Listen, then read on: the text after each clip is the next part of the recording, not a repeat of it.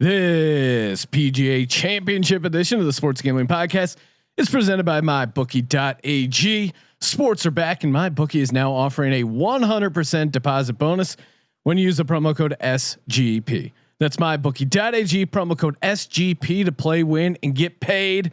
We're also brought to you by the leaders in daily fantasy, Draftkings. Download the Draftkings app now and use the promo code SGP to get a shot at millions of dollars in prizes every day this week.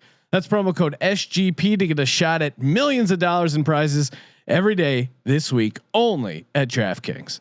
Finally, we're also brought to you by Ace Per Head. Ace is the leader in pay per head providers, and they make it super easy to start your own sportsbook.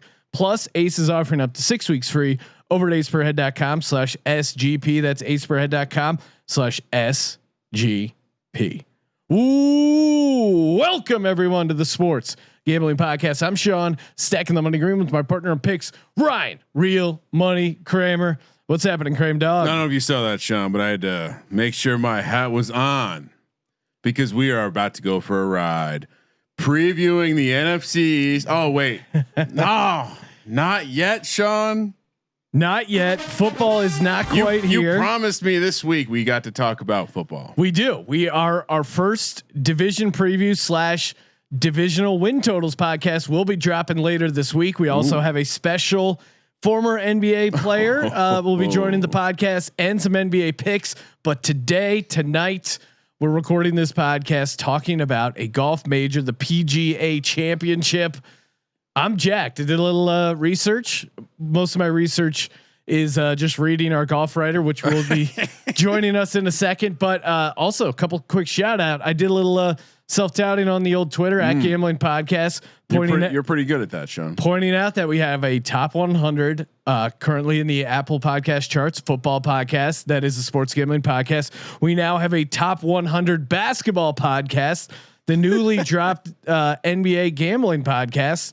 Just look for that on Apple Podcasts, Spotify, and then of course, bringing up the rear. Unclear if it's a sport or not, but the Soccer Gambling Podcast, also top 100. So, I see what you did there, framing the data. You don't want soccer to look that good. I don't want soccer is again bringing up the rear. But again, check out those podcast feeds.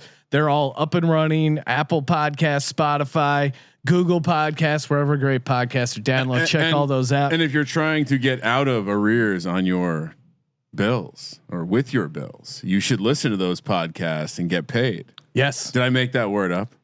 Well, Ryan, it doesn't matter. Do I get an 8 out of 10 for use? It sounded pretty legit. Again, I talk to computers most of my day. Yeah, words are just you figure it out from there. But of course, presenting sponsor MyBookie.ag, the 100% deposit bonus is back. Perfect time.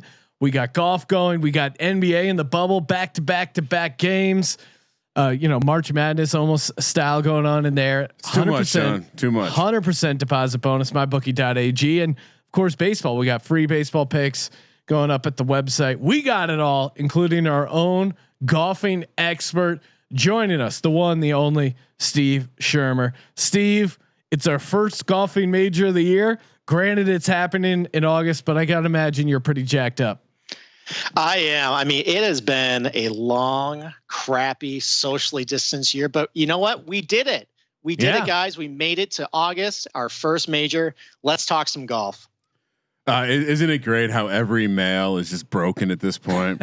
Like we're completely. I mean, I'm honestly like I'm getting worried for what the fall is going to bring because I already found myself like immediately realizing like, oh yeah, real basketball way better than video game betting. No offense to Sims. Yes, and we are the Sim gods, so we can say that with love, and it's a good replacement to fill in when stuff's not going great.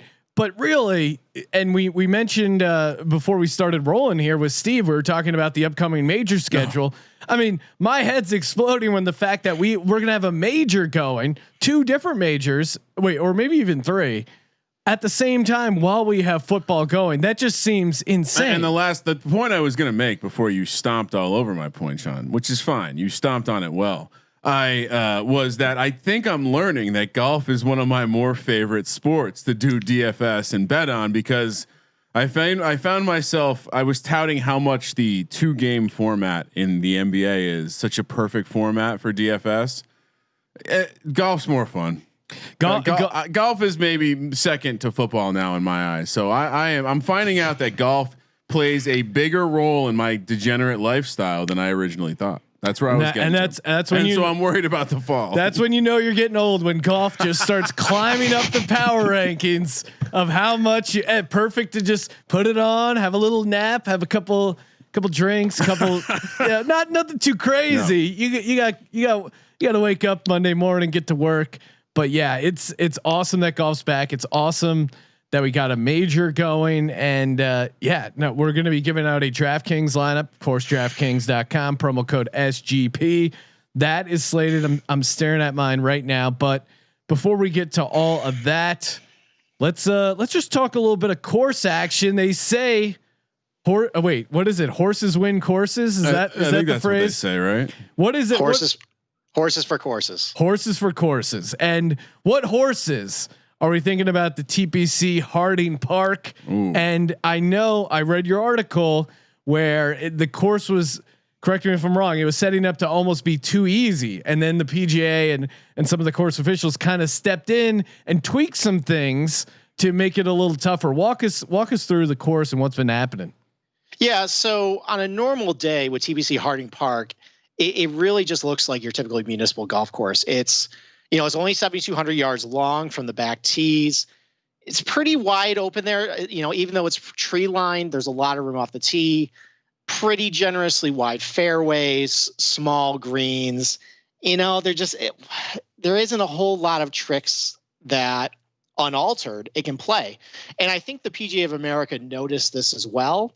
And they decided to make 3 big changes to the golf course. So number one, they narrowed all the fairways. All the fairways are about 40% less than what their usual width is.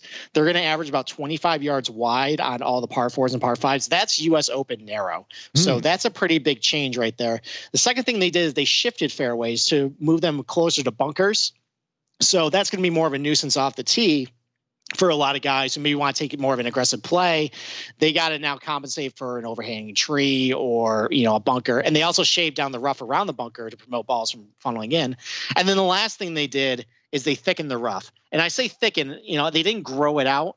It's only about 3 to 4 inches, about ankle high deep, but it's thick. If on the, they showed the practice rounds today on ESPN Plus, you can see that it's hardy, it's lush, and the message is very clear what they're trying to send. They want to restore driving accuracy. For the first 7 weeks of the PGA Tour, we've seen guys bombing golf courses, bombing at 320, just all these huge driving distances.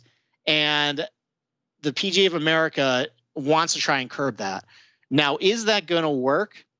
Generally speaking, and we've had examples of when they've tried to narrow golf courses and put penal rough before. We saw it last year in PGA Championship.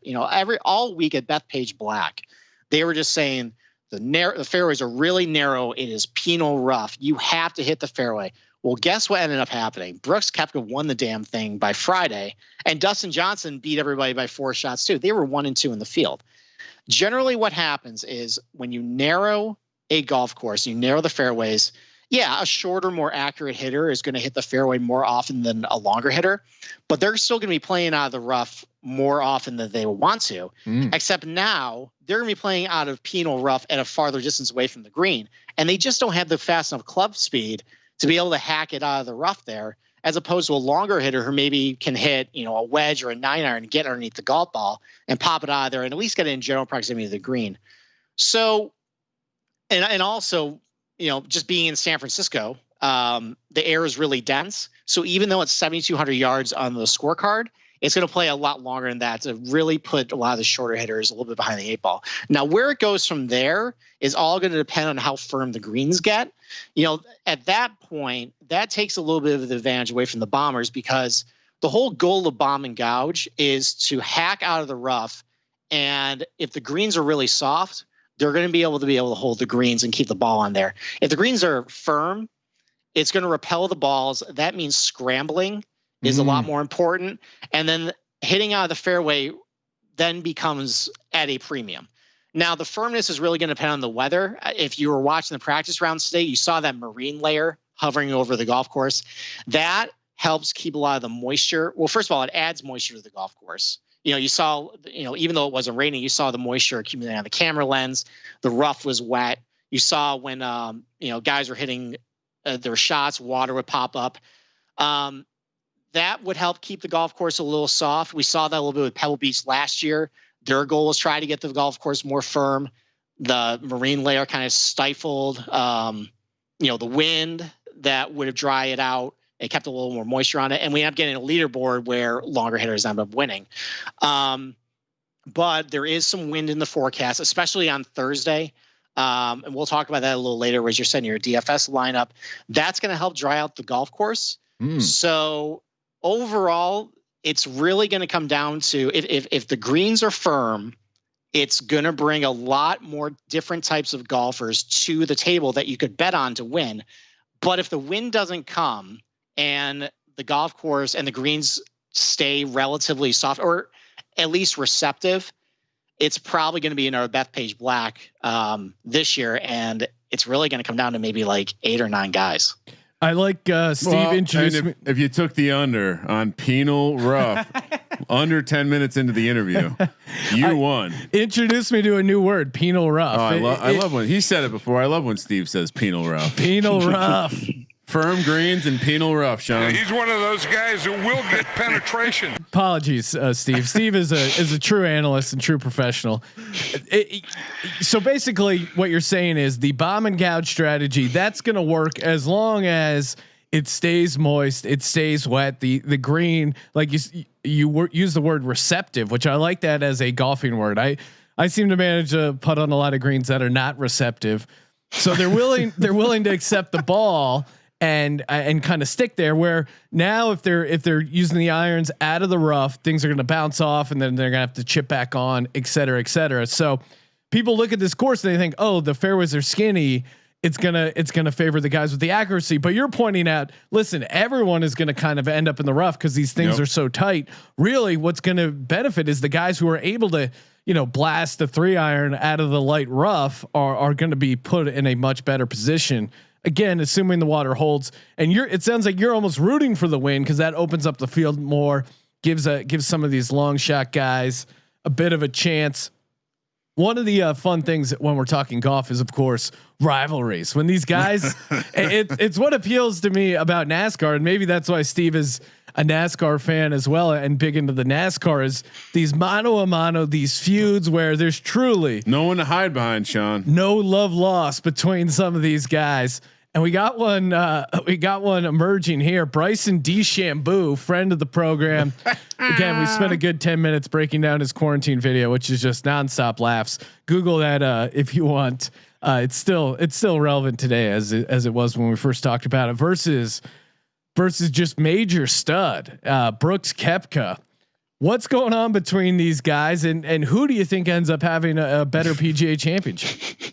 Well, I mean, it's been great seeing them go back and forth because, I mean, the PGA Tour in its nature they don't love it. They want to avoid controversy at all costs. And a lot of fans have been screaming for them to pair Brooks and Bryson together just to see what would happen. But PGA Tour won't give the people what they want. But it's been great seeing them go back and forth in the media. Basically, going back to last year between, Bryson accused Brooks of not having abs, and then Brooks responded by showing his 4 major trophies and saying he's too short of a 6-pack. You had Brooks trolling Bryson. Yeah, it was great. Brooks is very, very witty. You think he's a giant meathead, but he's pretty sharp with the wit. I mean, well, and quick sidebar while we're talking meathead, what is the PGA's official testing policy? Because we have the still in studio that we're using is a photo of Bryson DeChambeau, who's yoked out of his mind in this photo, and there's certainly, and it's yoked in areas that you don't typically get yoked, like your neck muscles. Certainly, there's some before and after Bryson DeChambeau photos out there, and maybe it was all just his quarantine lifting thing, which again, fucking Peloton, bro. He released the video of his workout routine and him setting up the gym, and maybe it's just all that and amazing nutrition. But what is their testing policy? Like, I feel like I never hear stories of golfers testing positive certainly it doesn't seem like they're dabbling that much, but I'm sure some of these guys, I mean, Tiger Woods had a run where he looked super possibly on something. What is the testing policy, Steve? Well, with Tiger, I mean, if you think back, I think 10 years ago, who is that doctor's name? Anthony Galea, wasn't he like yes. A-Rod's doctor? Yeah. So Tiger used to use that guy too. And I think the guy got one of his associates got busted at Niagara Falls with a bunch of steroids at the border. So there's always been some hints about with Tiger if he used steroids. So allegedly the PGA Tour does do performance enhancing drug testing and just drug testing in general. Now they've mostly just outed guys for using marijuana. You don't usually hear anything about guys using HGH. I think Rory ended up saying in an interview that if he really wanted to use HGH, he probably could get away with it just because they're a little lax on it. And the PGA Tour kind of wants to protect their top stars. So, but yeah, I mean, Brooks basically accused Bryson a few weeks ago of using steroids. And I think Bryson, and actually today they did a feature of Bryson and his crazy workouts. And they actually made a point that his trainer said that he doesn't use steroids. And then they tried to blame on the fact he eats 5,000 calories a day, eats 4 eggs, like 15 milkshakes, a steak for lunch. So I mean, sounds like my diet. Sean, you know what I've learned? You know what you don't do to people who take steroids? Accuse them of taking steroids. They get very sensitive about it. It's interesting. I wonder if we had a list of like all the guys who've been accused of taking steroids, whether or not they were taking steroids. I feel like there's 98%. There's a pretty big correlation, but really, if gun to your head, if you had to pick one, and my bookie is .ag, they're pretty good about doing a lot of these fun head-to-head and 3-ball stuff as it gets closer. If you had a head-to-head matchup between these two, which way are you leaning this weekend? Well, I think it's no question. And these two guys are going in completely opposite directions. And it's bizarre because up until 3 weeks ago, it was reversed as far as who you really want to bet. I mean, I'm firmly backing Brooks on this one. And I don't think we appreciate enough how not necessarily easily, but just how often he's able to flip a switch ahead of a major and just find random form. I mean, if you've been a fan of Brooks all year, it's been pretty bleak. You know, going back before, COVID shut everything down, there was not a lot to hang your hat on with him. You know, the ball striking was bad. He was missing cuts. The knee was balky. He just didn't seem right. And even after the PGA Tour return, he had a couple good finishes to start, but he was pretty much faking it. It was almost all with his putting. And then all of a sudden at the 3M Open a couple weeks ago, even though he missed the cut, he had his best ball striking week of the year. And then last week he did even better. I think he gained something like 10 strokes tee to green per round, and he's back. Now, I mean, the putter is a little iffy right now, but he did the same thing last year before the PGA Championship. He played a couple events before the PGA then. Ball striking was really good. The putter was a little shaky, but Brooks is on when he starts dialing in his irons, and those are just on point right now. And then as for Bryson, if in full transparency, I have some money on him, but I got in really early on him. If you guys remember that big 5,000 word column where I basically blacked out and all of a sudden I had a giant column on my hands. Your opus. Yes, my opus. Well, if you got through all of my ramblings, I listed a bunch of guys who I thought their futures were off. And one of those guys was Bryson for the PGA Championship. Now, back then, he was 35-1, and I got in on that price. And after he won in Detroit, I was feeling great. I mean, the gains he has made off the tee were definitely gaining dividends, and he was gaining a ton of strokes with his approach shots too, and putting lights out. I mean, that's breaking golf right there. You're going to win at every golf course. But even with that win, there started to be some little telltale signs of some trouble, and then they've really reared its head the last two tournaments. His iron play has completely crapped the bed. So over his last two tournaments, he's still doing pretty well off the tee. He's gained 7 strokes off the tee, but he's lost 16 shots to the field with his irons and with his scrambling, which already wasn't very good to begin with. Now he's saving himself with his putting. He's gaining about 1.6 strokes per round over his last 4 tournaments, but that's completely unsustainable. And when you're Bryson, and you want to basically hit it no matter where it goes. You just want to make sure you have a short distance to the green. You're going to have a wedge in hand on a par 4. You have to hit it within 20 feet to at least give yourself a good look at birdie. And he's not doing that right now. He's dumping it in a bunker. He's hitting it long. He's hitting it 40 feet away from the pin. Or if you're on a par 5 and you have a 7-iron in hand, you got to at least hit the green. And he's not hitting it there. And when your irons are bad, when he's taking the strategy he's doing, all that gains you've made with distance off the tee is completely gone to waste. And really what you've turned into is Bubba Watson. You know, it's a guy who gains a lot off the tee. He's an average iron player and he has to get by with his putting. And, you know, I mean, Bubba Watson, great career. You know, he's won 2 Masters, but do you really want to bet on a guy who's 15-1, who's that boom or bust? So, no. Yeah, I mean, in a head-to-head, I like Brooks. And if you're someone who's maybe like you're all in on Bryson and you're a little upset you didn't get in a good price on him, I don't know if you're really going to miss it. I mean, I know that I said that basically bombers might have a good advantage here, but if he's not hitting the greens out of the rough like he hasn't been, there's not a whole lot he can really do. Yeah. Yeah, I'm Team Brooks all the way there. I was gonna say, I mean, that was a great answer. My answer would have been, "Fuck yeah!"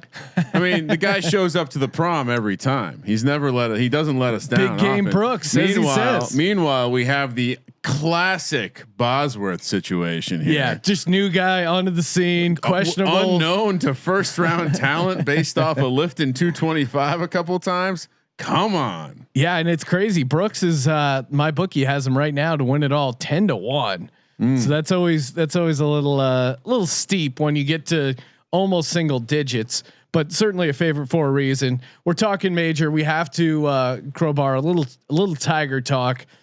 What can we expect from Tiger Woods going into this PGA Championship? He's in a bettable price point, at least for me, to win it all at 33-1. Are you doing any long shot action on Tiger this week? You know, typically I come on here and my general stance with Tiger is just avoid him. I mean, usually the books make him overpriced.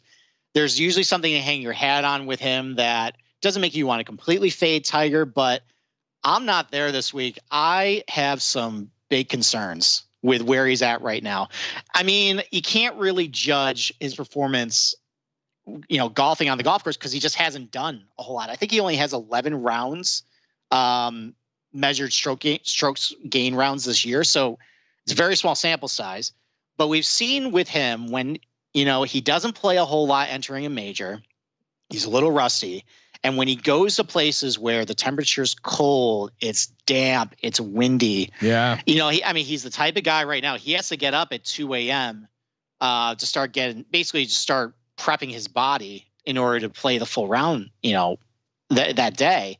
And he's teeing off right early Thursday morning. The weather is going to be 55 degrees. It's going to be cold. It's damp.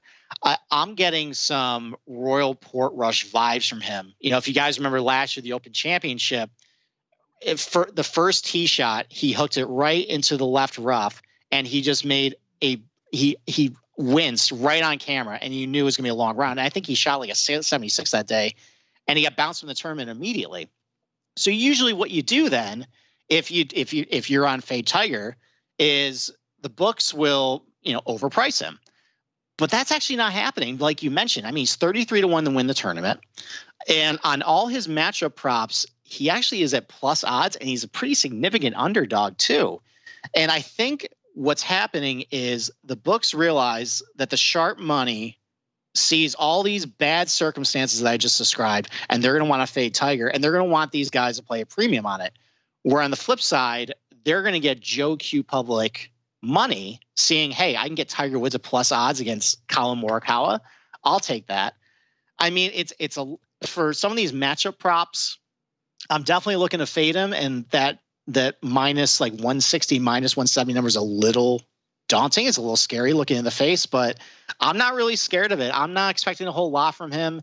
Even if he does make the cut, I don't think he's going to crack the top 40. And there's a lot of guys he's paired with, like Webb Simpson, you know, and a Patrick Cantlay that I have pretty high hopes for, that I think is just going to, you know, beat him easily.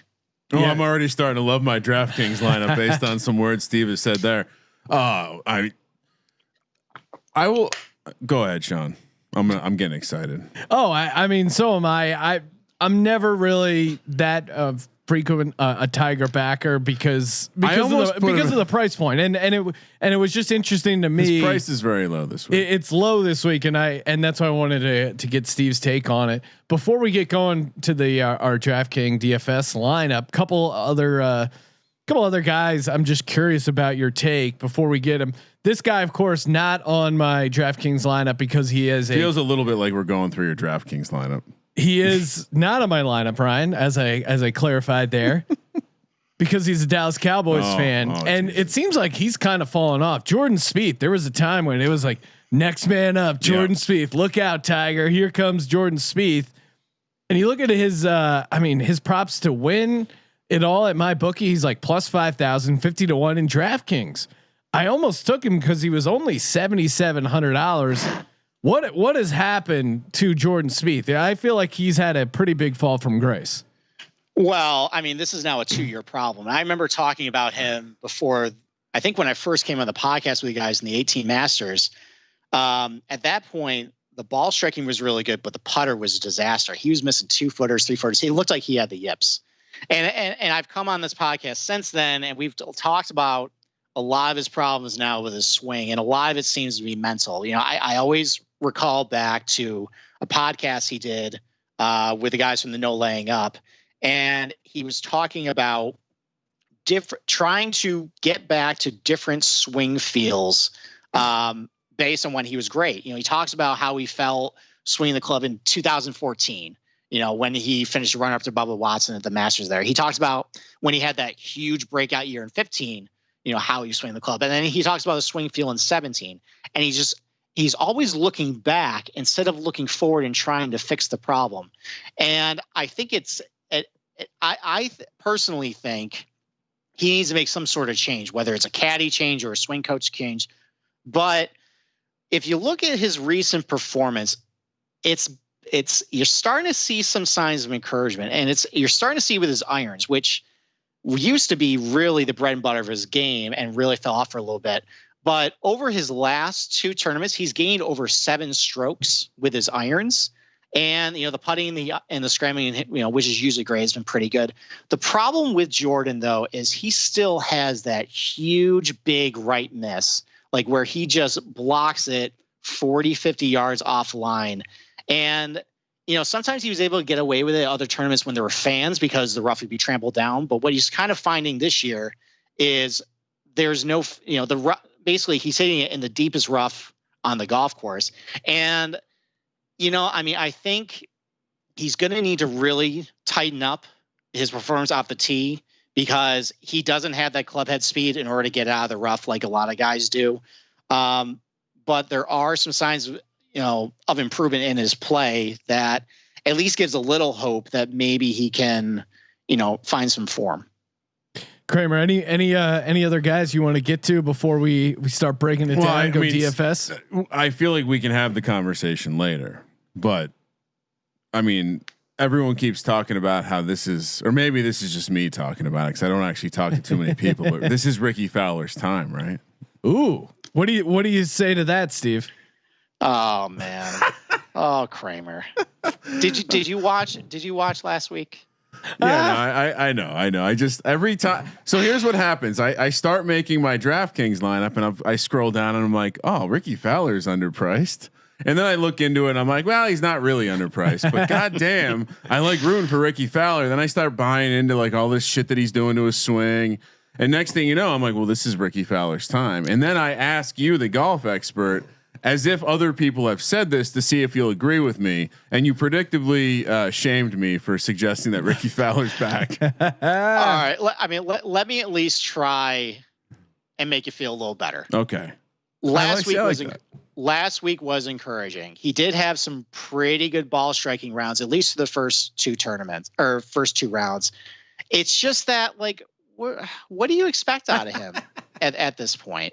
I mean, he looks cool in his outfit. That's all that. Yeah. That's all that Kramer wants. The drip squad. He looks cool in the mustache too. I'm gonna have to. I'll have to reach out to my bookie, see if they do refunds on bets. See if I can cancel that guy. I mean, what's his price this week? I think like 40 to 1, 45 to 1. It's enough to make me interested every time.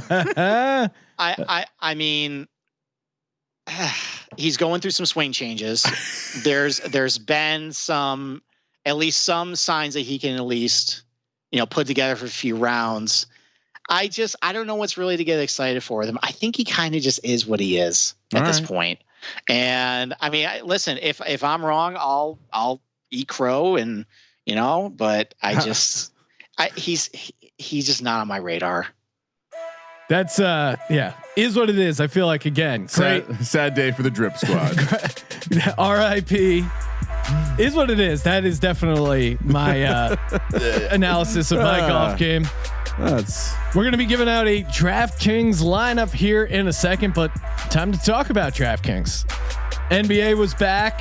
I know we gave out some $1 million lineups. I think I cashed one of my lineups. Didn't cash the big prize, but again, DraftKings, the leader in one-day fantasy sports.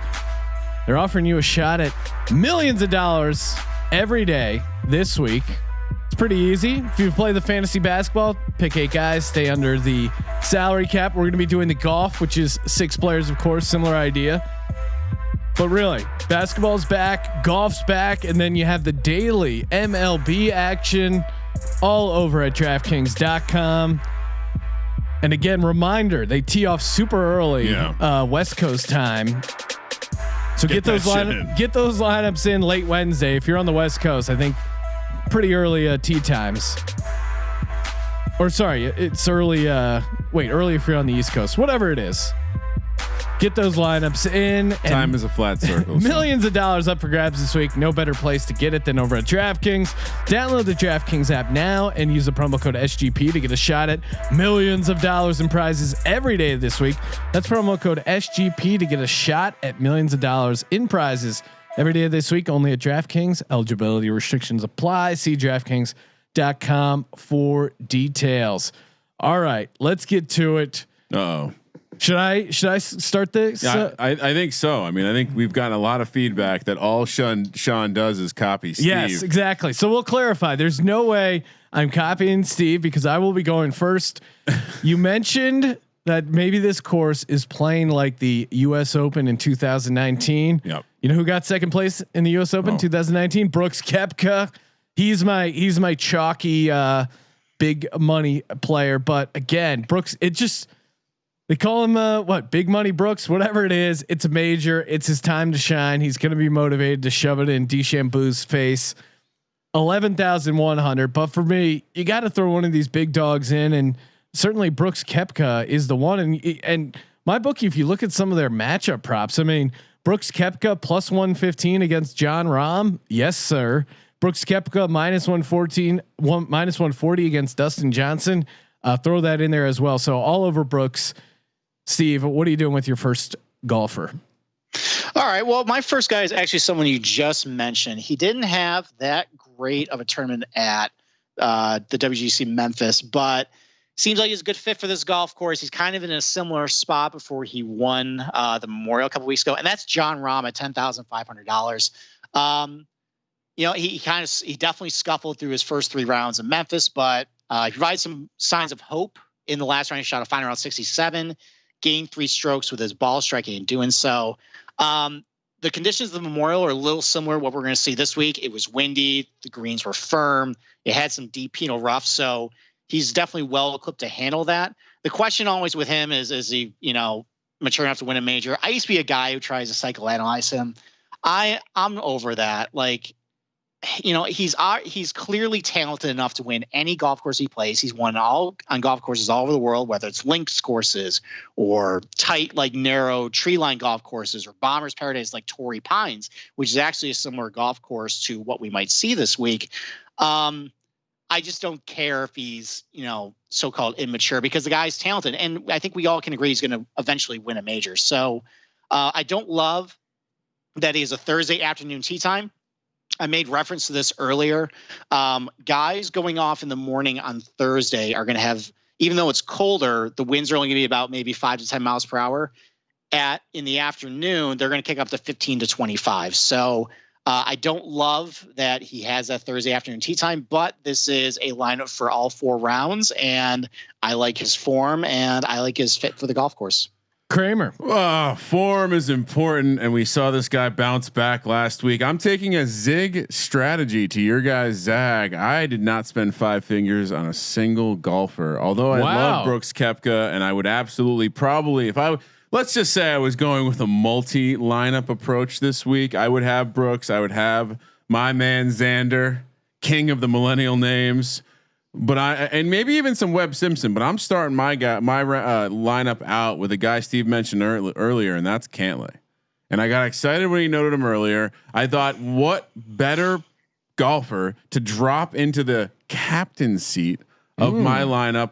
I wouldn't say this is the guy you're looking to captain your drip squad. The aforementioned Ricky Fowler, not a lot of drip, not available this week because I'm trying to have a rational lineup, but dude makes the cut, and what you're going to see here is a fairly high floor lineup of guys that are going to make cuts. Maybe my ceiling is limited, Sean, but of course, getting 6 guys to the weekend. That's the key. Patrick Cantlay, 9,400. All right. Kramer. Oh, I'm Kramer. Yes. There's a guy that Steve mentioned earlier, Colin Morakawa. Oh, here we go. And he made my lineup, and he's only $8,600. I think he's a good guy to throw in here, coming off a decent run, been playing pretty well. And my brother Chuck texted me. He's been really getting into golf. Is he a golf betting expert as well? He's turning into one. And he was pointing out that Colin went to Stanford and played this course a bunch of time. # course knowledge. So throw me a little taste of Colin Morakawa at 8,600. I like that, Steve. That's an expert play if I ever heard one. I'm right. Yeah, I mean, I love Morikawa. You know, he's probably the best iron player on tour right now. You know, the only things he might be concerned about is he's not a good scrambler, and if the greens are firm, you know, that's going to negatively impact him. But he hits so many greens that he doesn't scramble a whole lot. The one thing you mentioned about playing at home, sometimes it actually has a negative effect on guys, you know. And one of the things I like to point to is Xander Schofley when he goes down to Torrey Pines. Everybody thinks, oh, he's from San Diego, and he usually bombs out of the tournament. So be careful using that rationale sometimes. All right, I love when you do that to Sean. It makes me so happy. Who's your second guy here? Well, my second guy is someone that Kramer stole my thunder from, and that is Patrick Cantlay, $9,400. Yes! So, like John Rahm, he struggled out of the gates at Memphis. I think he was almost dead last after the first round, but on Saturday and Sunday he was -8 through the weekend. So, and he gained just under 4 strokes with his ball striking Saturday and Sunday. So he is peaking at a good time. He's a guy I really liked last week, and he kind of let me down. Well, he did let me down. I kind of whistled past the graveyard about, you know, that he hasn't had a lot of success on Bermuda grass golf courses. I'm not generally someone who thinks trying to target grass specialists is really all that important. I think it's a little overblown, but it was a red flag I probably should have listened to last week. But if you are someone who kind of looks at those stats and thinks it's gospel, he is a lot better on bent grass surfaces. He putts a little better on them. So he definitely could have a nice rebound. And I actually like him maybe to, you know, I think he's 25 to 1 to win tournament. You know, maybe this is his week. Kramer, third golfer. What do you got for us? Second golfer, Sean. Oh, that's right. And I'm going. I would assume this guy is of some sort of Irish descent. He has very light, maybe even red hair. I don't know, but I'm going with the form. And again, 11 of 13 cuts made, but he's absolutely tearing up the tour right now. And that's Daniel. Is it Berger or Berger? Berger. That's my guy. Shout out to Golf World for helping me prep for this episode. No, I basically, if you do any sort of like research on the tournament this weekend for any sort of DFS action, this guy pops up is maybe the fittest of all golfers. So don't have a lot of reasons other than he fit the $8,800 beautifully into the second spot. And I think he's again, high floor opportunity here, opportunity to definitely have 4 rounds of this guy. All right, my third golfer. I'm going Gary Woodland, and of course, you remember he won the 2019 U.S. Open. So again, Steve said this could be playing like last year's U.S. Open, and not a bad roll of the dice here to get a little action on Gary Woodland. Solid ball striking numbers this year as well, and a price point, a very reasonable price point, $7,900. Give me Gary Woodland here, and I think he's been playing pretty solid. Not a great round at the WGC FedEx, but overall he's been pretty solid. 13 out of 15 cuts made. Gary Woodland feels pretty good, and he's got that early tee time on Thursday, 8:11 a.m.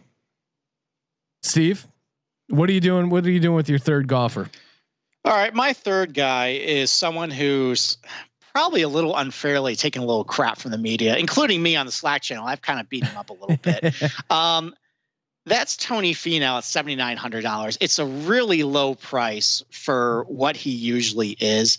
Now, I think some of the criticism about how the guy constantly puts himself near top of the leaderboard, but he can't win.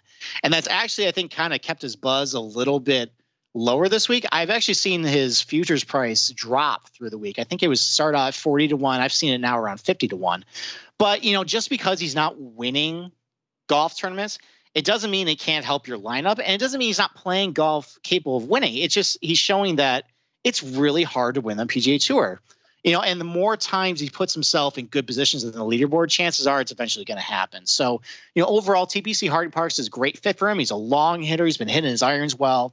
His scrambling putting has been pretty good this year. And if you're, one of those guys who really loves to look at your grass performance, he's a bent grass specialist. So, yeah, I kind of like him this week, and I don't think he's going to be as popular as what he usually is. I mean, considering all the criticism he's taken, and there's some other guys around that price point that I think might draw a little more ownership.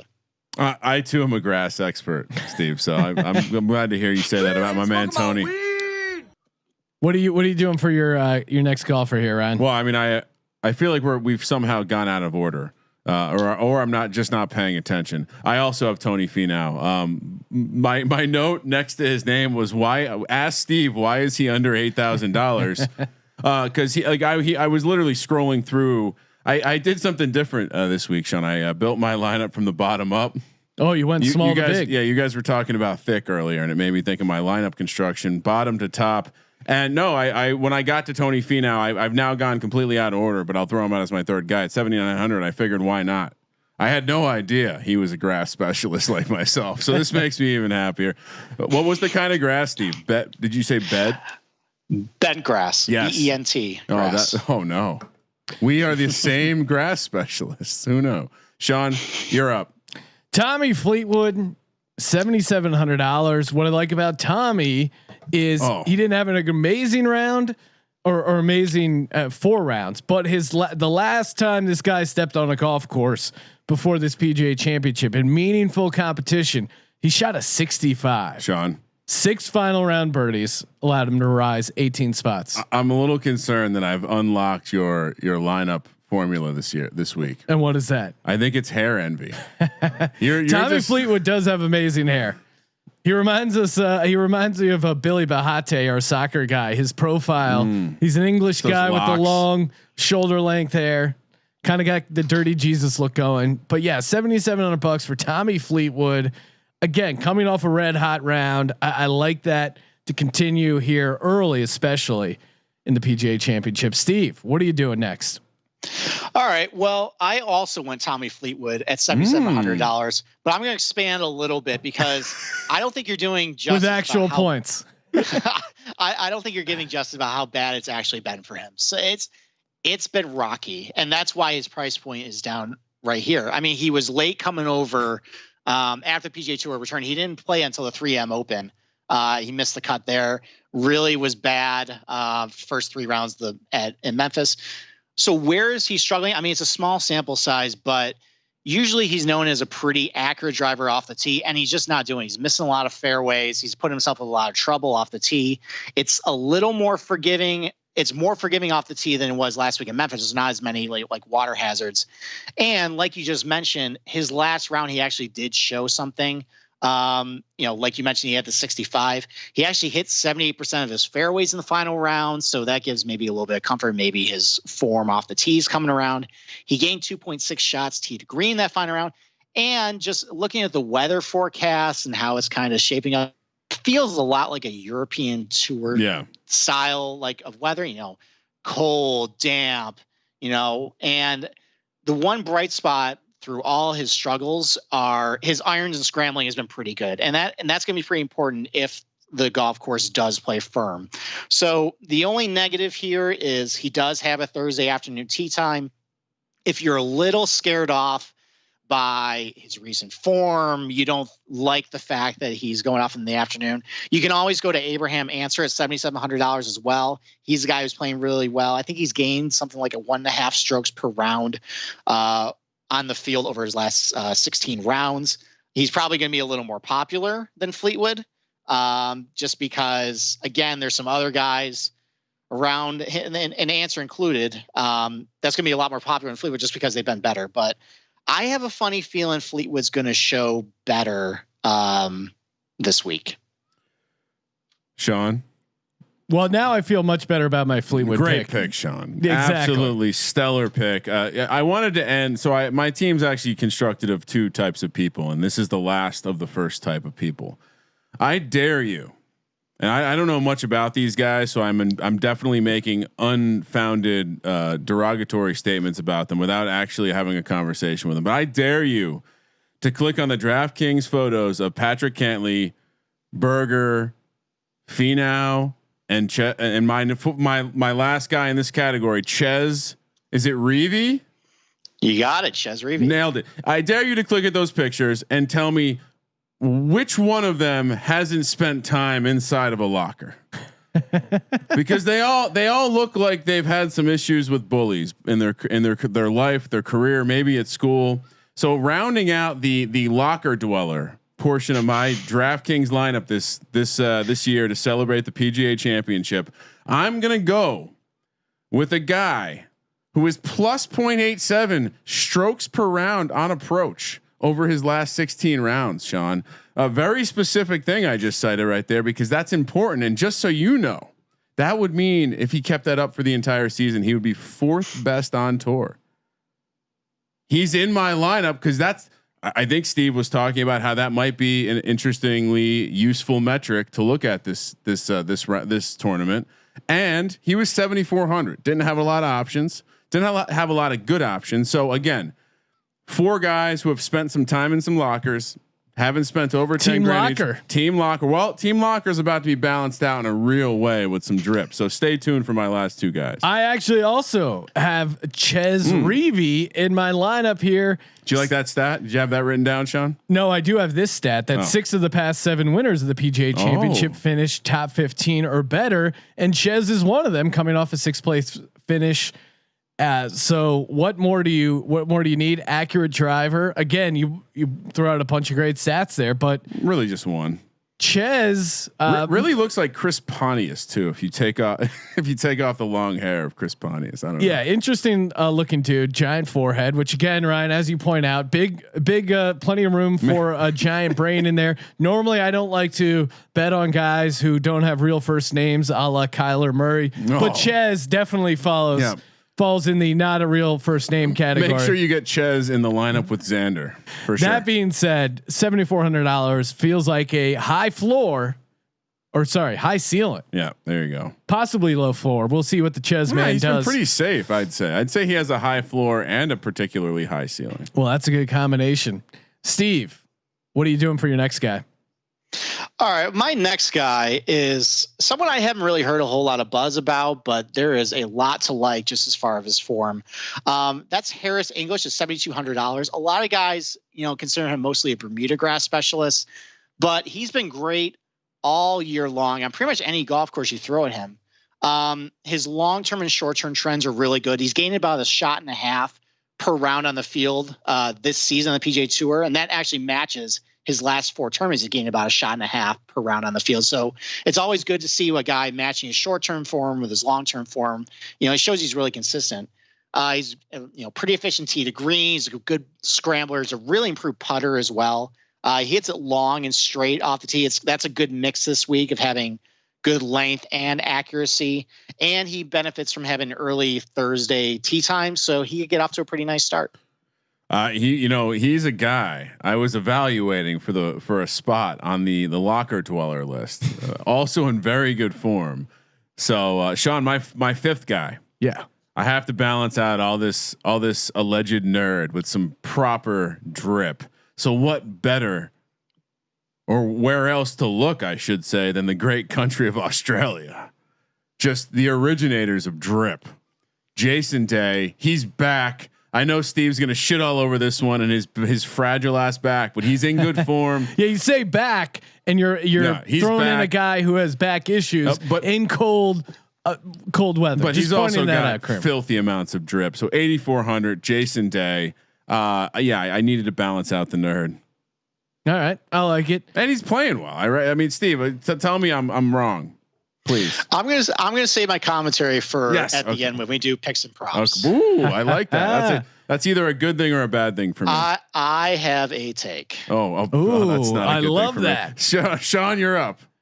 All right, I went with a gentleman from Sweden. His name is Henrik Stenson. Oh. He's only $7,300. Pretty reliable guy. A guy that I think pretty just safe. Like the Swedes. Yeah, right. You know Ikea. what you're getting. You know what you're getting with Swedes. It's very just predictable. I think is the best thing you can say about the Swedes. Awesome meatballs, infuriating engineering. But and they got Spotify. So check us out on Spotify. Good, the one good thing the Swedes did. No, I'm cool, Swede. He's a very steady guy. Top 10 in the previous 5 PGA Championships. So whatever it is about coming over, playing in America in the PGA Championship, that just seems to be a good match for him. Granted, they rotate the courses, but whatever it is, that seems to be a good thing for my man Henrik Stenson. And again, he's got a top 20 at the World Golf Championships this year. So at one point he was a guy they were talking about who could be the guy. He was constantly in the mix for possibly being the guy, but he hasn't quite gotten there. Doesn't have the major win. But I think this year he's going to be in the mix. Like a Swedish Webb Simpson. There you go. Steve, who's your final golfer in your DraftKings lineup? All right, my final guy is someone who, again, I haven't really heard a whole lot of buzz about him, but he's played well since the PGA Tour return. He's got a lot of good attributes I like. That's Kevin Streelman at $7,100. Since the PGA Tour return, he's gained about 1.4 strokes per round. Actually, not since the return. Over his last 4 tournaments, he's gained 1.4 strokes per round over the field. He's not really known as a great scrambler putter, but he's actually doing both pretty well right now. He's gained about half a stroke on the field in both areas combined over his last 4 tournaments. He's not the longest guy out there, but he hits it pretty straight. Good iron player, and he's shown really good upside this year. He finished second at the AT&T Pebble Beach. He was second at the Travelers a couple weeks ago. I think when you put him on, he's pretty good on bent grass, and I think there's a lot to like about him this week. So he'll be my last guy. I love getting bent on grass. Adam Scott, 78. Shit writes itself, Sean. 7,800. Went back to the great country of Australia. I know you're going to tell me he hasn't played. What kind of form could he possibly be in? But he shows up. He's got a little of that Brooks in him. Adam Scott has forever showed up in big events. So I expect him to show up. He was only 7,800. He has drip, and let's close this bad boy out, Sean. Kramer, before we give out our bets for what we like here, who we have as the winners, maybe some matchups, some long shots, maybe a couple props in there. Before we get to that, I want to give a shout out to Ace Per Head. You could, instead of just betting on the PGA Championship, you could be starting your own sportsbook and taking bets. All you got to do is go to aceperhead.com/SGP, aceperhead.com/SGP. Use that sign up link. Weeks free. Are you kidding me? They got great customer service there. Great setup. You don't need to know how to run a professional betting website. You just turn it on. They get you set up. They do all the wager grading. They update the lines. They take care of you over at Ace Per Head. And again, if you use our link, aceperhead.com/SGP, get up to 6 weeks free. All right. Now we've come to the final portion of the program. I'm going to give out some bets, some props, some picks. I'll kick things off.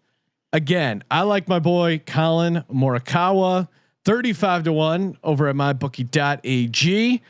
I had already thrown out the couple Brooks matchup props. I like those as well. Give me a little taste of Tommy Fleetwood at 45-1 as well. And then for my kind of golf crazy prop bet, give me to win to be the first round leader, Phil Mickelson at 100-1. And again, that's something I kind of picked up in the Slack channel. I would recommend joining our Slack channel, sportsgamblingpodcast.com/Slack. Steve just goes off, drops tons of golf knowledge, stuff that doesn't even make it into his columns. But I think one of the other Slack users was maybe mentioned Phil Mickelson, and Steve had a great point of how Phil has been known to kind of get off to some good starts and age, and kind of gets him when the weekend comes around, but starting off hot on a Thursday. So those are my plays. Phil Mickelson, 100-1. Can I give you a matchup? Sure. Like real quick, because I would actually go. This is maybe the lock, maybe the lock of the century. Well, because I knew when I brought up Rickie Fowler earlier, Steve was going to make fun of me. I preemptively found a prop where we got to fade Rickie Fowler this weekend. And and while you're looking that up, Ryan, my lock, and I will make it my official lock, is Brooks Koepka. It's about even money to make top 20. Daniel Berger -125 versus Rickie Fowler. Ooh, okay. So I'm fading my heart there. You go. Fading my heart. All right. What else do you got, Kramer? Let me pull up these bad boys. Odds to win. Well, we discussed it earlier. It would be a shame if Brooks won another major. I didn't sprinkle a little bit on it. So I'll put a quarter. Let's just call it a third of a unit on Brooks Koepka, because why not? And then I'm gonna just follow the lineup, right? Tony Finau 45-1. I'm gonna sprinkle another third of my unit on that. And Sean, by the way, you owe me a bunch of units, and perhaps I'm betting your units on these matchups. And if I really wanted to dig down the board, I'm gonna go with my man, because we liked his name, because he honorary. We can make him an honorary member of the Drip Squad. Ches Reavie, 100-1. Oh my God. And then Sean, the other one that I was going to throw out is I don't know if you'd like to dabble in the little three ball matchup or the heads up matchup, but coming back to a guy that we called out, 72 hole match betting. Tony Finau is -120 against Jordan Spieth, a guy that we earlier highlighted how he's a complete mental dipshit and a Cowboys fan. So Tony Finau -120 feels right. Like it. A lot of good stuff in there. Steve, close it out strong. What are you doing? Lock, winners, matchups, couple long shots. Where should the people stack their cash? All right. Well, I'll give out a few here. If you want to see all my winners picks, I throw out basically a variety of things of guys who I really like this week. I think that's up on the website right now. I'll have a matchups column up too. I think I'll have like 5 or 6 matchups of ones I like there, and I'll have a props column too. So definitely go check that out after this podcast. But I'll give you some of the ones that I really like. That really piqued my interest here. So let's start with a matchup prop. So there's a matchup. It pits Rory McIlroy against Dustin Johnson, and Dustin is +160 against Rory. Whoa. And looking at their recent form, I don't really understand how that line is being set right now. If you look at their last 4 tournaments, Rory's only his less than a stroke better the entire tournament than DJ has over the last 4 tournaments. And Rory's really struggling right now. And where he's struggling is with his irons.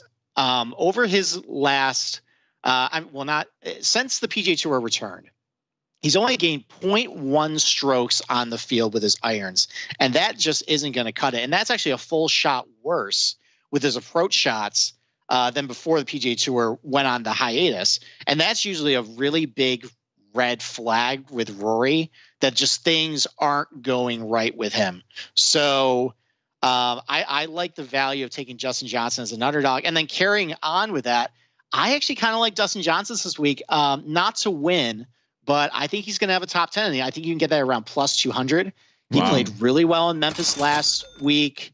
He had good ball striking. He was struggling a little bit on the greens, but he got that together. He won the Travelers a couple weeks ago. He tends to play pretty good out in California on those grasses and the thick air. He has the length in order to, kind of overpower TPC Harding Park, and I think he's going to play well.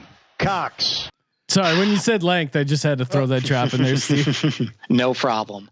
Now it's time to talk Jason Day.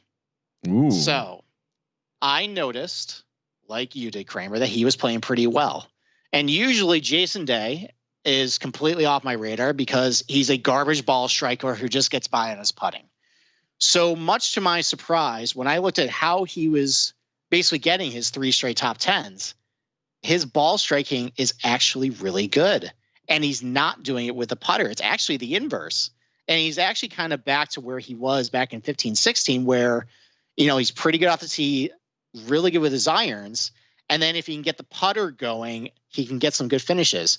So what's changed with him? Well, he actually just got rid of his swing coach and caddy, which was a big deal because that's actually, I think he's been with him for about 20 years. That's his mentor, but he's taken ownership in his swing. So, and you also look at him, he's a great scrambler. That's going to be a good fit for TPC Harding Park. He's another guy who plays well in California. I like him a lot this week.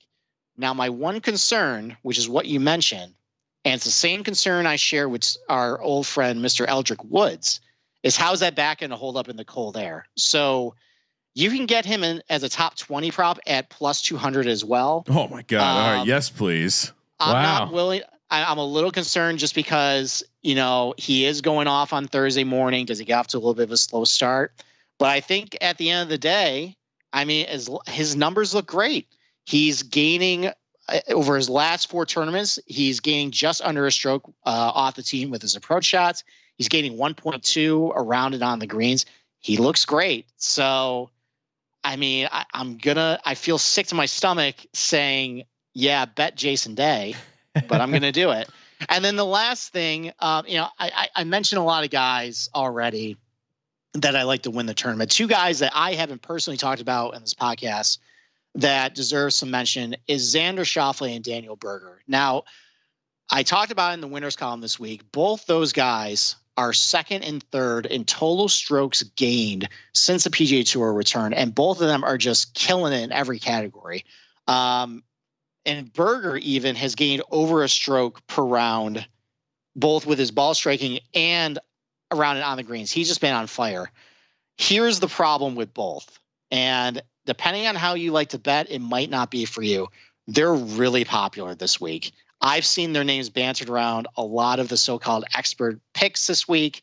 I've seen their prices rise through the week. I think Xander started off around 25 to 1. He's down to 20 to 1 on my bookie. I've seen his price even below that.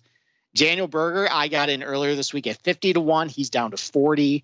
And I think those 2 guys might end up being the most chalky plays in DFS this week. So they're super popular. If you've already laid your money on both and looking for reassurance, I'm going to give it to you. My spreadsheets don't lie, and I'm a slave to stats at the end of the day. But if you're someone who maybe is a little contrarian, doesn't like to follow the crowd, that one might not be for you. And then for a long shot winner, I'm with you, Kramer. I like Ches Reavie 100 to 1. There's a lot of great things about him. You would think of a narrow golf course is going to play a little longer than the scorecard indicates. We would price him out. He actually played great last year at Bethpage Black, so he can definitely hang with the big boys. So that'll be my long shot winner at 100 to 1. Sean, one more fun way to play Jason Day. If you are worried about that back breaking down, 1st round leader, 50 to 1. Ooh, okay. Yeah. That makes sense. So you can get through 1 round and maybe not be able to make it last for the entire event. We need to get him a wobble board. Yeah, I'm cured. That's what Kramer did. He just stands on this like balance board entire day. 10 to 12 hours a day standing. Amazing core strength. In case you haven't heard. Well, awesome times as always, Steve. Wait, thanks for calling. Not yet, because we're now. It's August. We need to check in. With okay, you're right. Hashtag all rise, Joe Judge supporters. Give me an early August Giants record prediction, Steve. Well, the last time I came on, it was 7-9, right? Yes. So here's the thing. I think any record is in play, just because we've seen what's happening in baseball right now, where in any given week you see a team lose half their starters, right? So what's to say the Giants just doesn't get incredibly lucky and catches every single team when all their quarterbacks are out, or they just get really unlucky and just COVID ends their season? I mean, in real talk, if we get 16 games with the NFL, I think that's going to be a pretty good win. I mean, anything we get with the NFL this season is going to be good. Honestly, I think I'm still about it, assuming everything is normal. I'm still around 7-9. I do like the fact they got rid of Nate Sol. Well, not got rid. He opted. He opted himself. It was great seeing Steve react to the news in our Slack. Like, awesome. Love getting rid of Solder there. Yeah, we got rid of the cap hit there, and we're gonna put the rookie in. Yeah, I was kind of bummed, honestly. What's funny about this whole thing is they can use the money that they get back from him this year to pay him next year. Yeah, because they can roll over his cap space to next year's cap. He's so like weird. taking one for the team and completely fixed this horrible problem. Is there any way they can get Jadeveon Clowney with the cap room that's left over? They can, because they desperately need the pass rush, and that would definitely make me a little happier and more optimistic. So here's what I'm hearing. I'm going to recap. I think that Steve may have just joined. I know he didn't say this, but I can see the way his mind is trending. He's just joined the great Walter Football, NBA expert Zach Bronner, and myself on the podium of the Giants will win the NFC East next year. Sounds good. Now we can end the show, Sean. All rise. All right. Oh wow, I'm gonna pull that clip. Although, don't expect that. Oh wow. Yeah, you guys. 5-11 would be generous. Wow. Steve, you're always very generous with your time, with all the time you put into the great articles from updated Google Map photos of the course. He does it all. Hang out with Steve, sportsgamblingpodcast.com/Slack. If you're a guy watching all 4 days of a major, like I know a lot of our listeners are, open up the Slack, get some commentary from Steve. I'm sure he'll throw in some bets there as well as things change, go along. And make sure you head over to mybookie.ag. Use that promo code SGP, 100% deposit bonus. It just doesn't get better than that. Check out our new feeds, the Soccer Gambling Podcast, available on Apple Podcasts and Spotify, and the NBA Gambling Podcast, available everywhere as well. Thank you for participating in the Sports Gambling Podcast. And for the Sports Gambling Podcast, I'm Sean, stacking the money green, and he is Ryan. Good luck to you. Good luck to Steve, and especially good luck to me. Kramer, let it ride.